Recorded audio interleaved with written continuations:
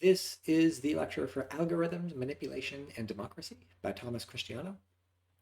So the first topic is his definition of manipulation, or it's actually not quite a definition of manipulation. It's sort of a discussion of manipulation, but it does come after looking at some definitions of manipulation. This is on page 110 to 111. So let's look at the first definition of manipulation. A manipulates B if A influences B towards changing B's mind by doing something that undercuts or subverts the operation of B's rational abilities. That's actually the second. There's an earlier one. And then there's a third definition of manipulation. Maybe A manipulates B into believing P or doing D when A influences B to believe P or do D by certain means, and A is indifferent about whether B comes to this belief or action in a justified way. And then later we get sort of another way of thinking about manipulation. A manipulates B when A influences B in the direction of believing P or doing D by influencing B to believe P or do D by means of a flawed process of reasoning, which A knows because B is unaware of the flaw, which A knows works because B is unaware of the flaw in the process or is unable to rectify it. There must be some conflict of purpose here between A and B, such that without the flaw, B would go in a different direction that goes against A's purpose. So that's like a lot of A and B and P and D and stuff in very abstract kind of writing. And so this is to encourage you if, I've been doing philosophy for many years and I read this and I'm like, oh, okay, it makes sense.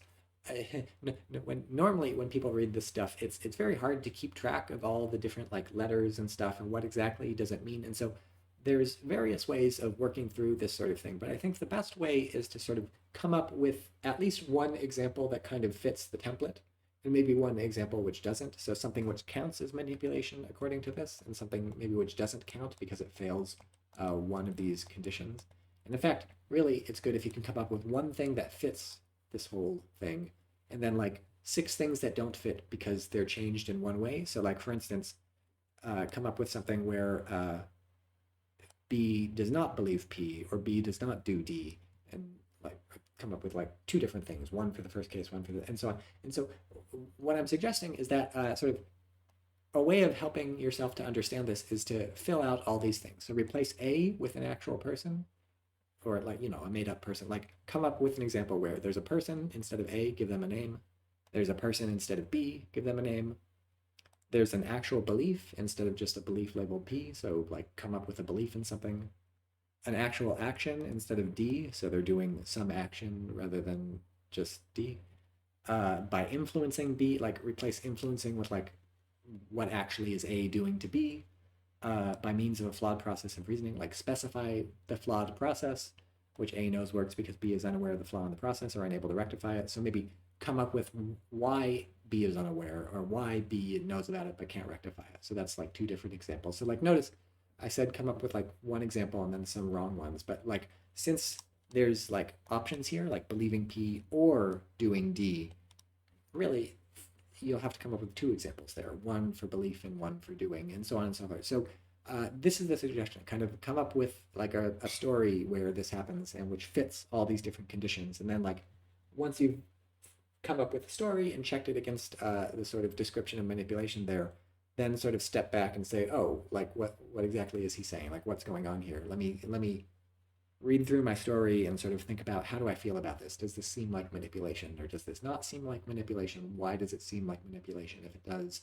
Why doesn't it seem like manipulation if it doesn't? So I would do this for you, but I think there's sort of too many moving parts, and this is something that it helps to work through yourself. So I encourage you maybe come up with a story. If you can fit it on Perusal, which I think you can, there's not like a limit for the comments or whatever. You can post it on Perusal.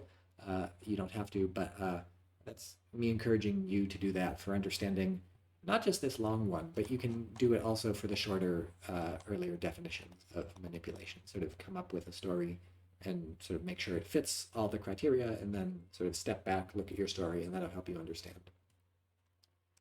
I said these 2 things are sort of definitions of manipulation, and then this one is not quite a definition. And the reason why is that he says, I am not sure we are going to be able to get necessary and sufficient conditions for manipulation or wrongful manipulation. I want to try to determine a sufficient condition for manipulation that could help us here. This might be helpful because it might suggest that though there are some wayward cases, The central cases are ones in which reason is in some way importantly compromised.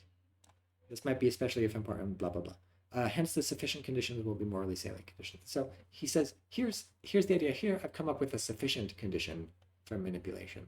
And so this idea of necessary and sufficient conditions is a useful one to understand, especially if you haven't run across it before. So we're talking about, for instance, in this case, manipulation.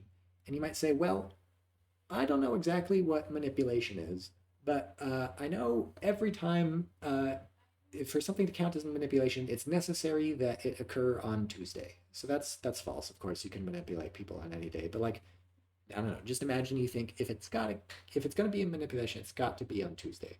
So that we would call a necessary condition for manipulation. It doesn't tell you everything about manipulation. It really only tells you one thing. It doesn't only tells you a tiny bit. It tells you if it's manipulation, then it happens on a Tuesday. It necessarily must be Tuesday to be manipulation. So that's what a necessary condition is. A necessary condition is, unless that is present, we don't have the thing. So, it's a necessary condition for something to be water that it have H2O. Maybe that's not enough. Maybe, well, no, because it could be ice or it could be steam. So just because it has H2O, that doesn't mean it's water. There's other conditions as well. But it is necessary that it have H2O to be water. So that's a necessary condition for water. And so on and so forth. So those are necessary conditions. They must be present in order for the thing to be there. A sufficient condition is something where if you have it, then you have the thing, no matter what. I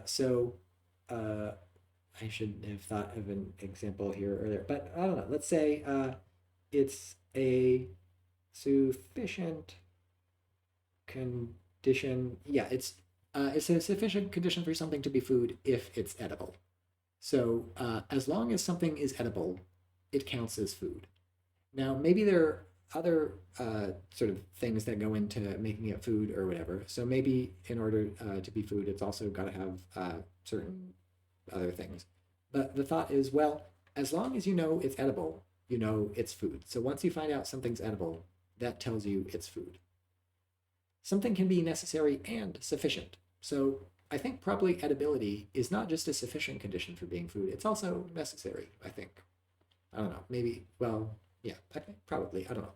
But I think in order to be food, it must be edible. So not only is that a sufficient condition, but that's a necessary condition. So that's just some sort of philosophy jargon. It shows up in other fields too, but that's what he means. Here he's coming up with sufficient conditions for wrongful manipulation. So notice when he says, though there are some wayward cases, the central cases are one in which the reason is in some ways importantly. So a sufficient condition is not always a necessary condition. So he's saying, here's a sufficient condition for manipulation. If you have this, then you have manipulation.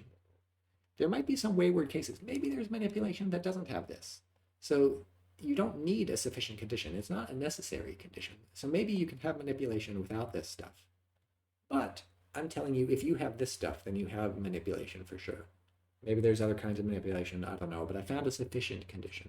As long as this shows up, you know you've got manipulation. So that's that. One of the things to take away from this article is that you'll notice when he sort of gets to his solutions or sort of potential solutions near the end, they're not like AI solutions, really. So this is an AI ethics course, and this is sort of ethical problems with AI. But his resolution to fixing the AI problems is not, we need to design AI in certain sorts of ways. He has sort of non-AI solutions to these things. And so this is just to highlight, as we start to look at problems with AI and solutions to AI and things like this, it's not always or necessarily going to be the case that a technical solution is like the right solution. It may not be coming up with better algorithms that makes things better. It may not be like implementing algorithms differently that makes things better. Maybe the way you solve problems with algorithms is something else, or maybe the problem with algorithms is not really the algorithm, it's something else. So if you're ever sort of tempted in the class to like fall into the trap of thinking everything must be sort of a technical problem and a technical solution, one of the reasons we're reading this article relatively early is to remind us, no, not every sort of problem with technology is a technical problem to be solved with a technical solution. Sometimes these problems are different kinds of problems, even though they involve technology. So definitely take that from this article and definitely like keep that with you as we read everything through the rest of the course.